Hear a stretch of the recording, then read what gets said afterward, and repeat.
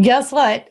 We have new research to discuss. You know how much I love that. So we are talking about a new study coming out of Germany that suggests that while people tend to get lower on the Machiavellianism scale as they get older, their levels of narcissism don't change. And that's exactly what we're talking about today at queenbeing.com. So let's get started.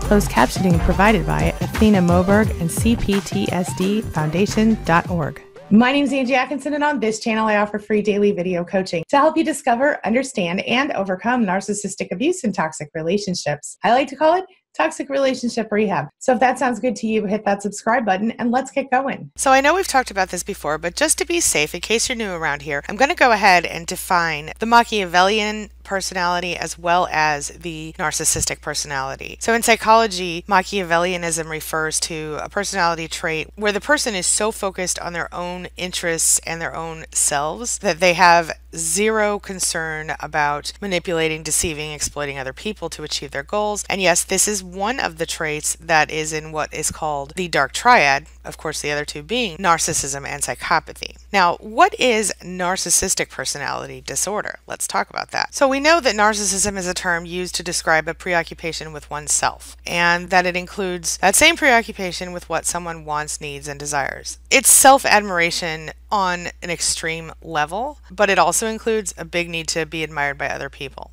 And I would add a marked lack of empathy. So digging into this study author Michael Grosz said that narcissism was especially interesting to him because of the dynamic and because of the fact that it's kind of a multifaceted personality disorder. Because narcissistic people, for example, can be very charismatic on one hand, very entertaining and exciting, and then they can also be super antisocial on the other hand. And of course, as we all know very well, the study suggested that narcissistic people don't really show their hidden side to people until they get to know them, and the initial charm and charisma will fade away. So we're going to dig into this study. Take a look. So the researchers pulled together just over 7,500 high school graduates who were participating in an ongoing study. They surveyed these students regarding their education, their life events, their personalities, and a few other factors every 2 years between the ages of 19 and 30. Some interesting findings, though. They said, for one thing, the average level of narcissistic admiration, which is, of course, just a dimension of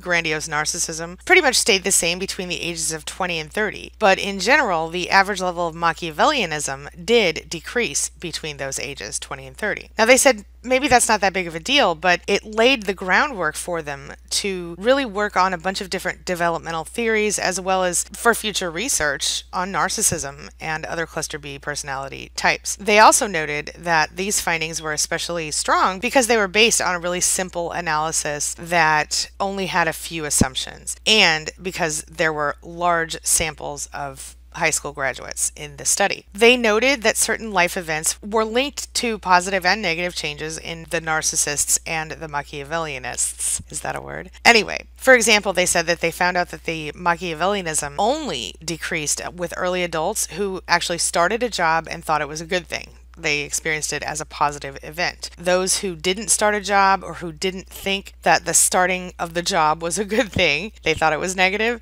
those did not see a decrease in Machiavellianism. Of course, their conclusion was that people who get a job they like in early adulthood could mitigate Machiavellianism. They also noticed that changes in their sleeping habits, eating habits, or changing to another university or apprenticeship, and the end of a romantic relationship, all of those things appeared to be related to increases in narcissistic admiration, but only if those things were seen as a good thing, as a positive event. On the other hand, they noticed that if someone experienced a failure on an important exam, and thought of it as a negative thing, they also increased their narcissistic admiration, which again is part of the grandiosity thing. With all of that being said, they said you can't really make a bunch of claims based on this. They said that in order to legitimize it, they would have to do more research with a different statistical analysis. And they also noted that the life events were simply exploratory and that they didn't do this with a hypothesis in mind. So basically, they say that it just needs to be confirmed by further research. So I think this is a really interesting study, and I think it kind of asks us to look at the aging narcissist a little deeper.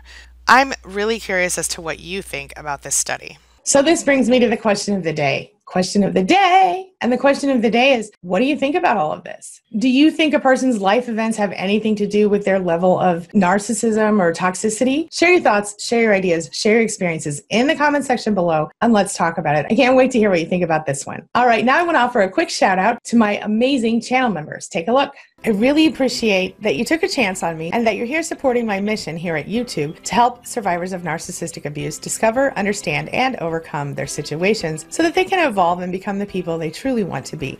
Thank you. It means so much to me. My awesome channel members and inner circle include Angela Falsetta, Susan Marion, Roxanne Antle, Deborah, Black Caesar, Life's Revival, Trisha Wolf, James F., Marlene, Jen Archer, Sarah Lee, and Patricia Keenum.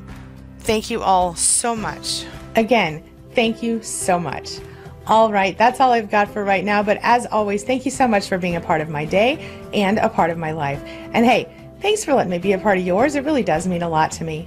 Now, before I go, make sure you take a look at the videos I'm leaving for you right there and right there.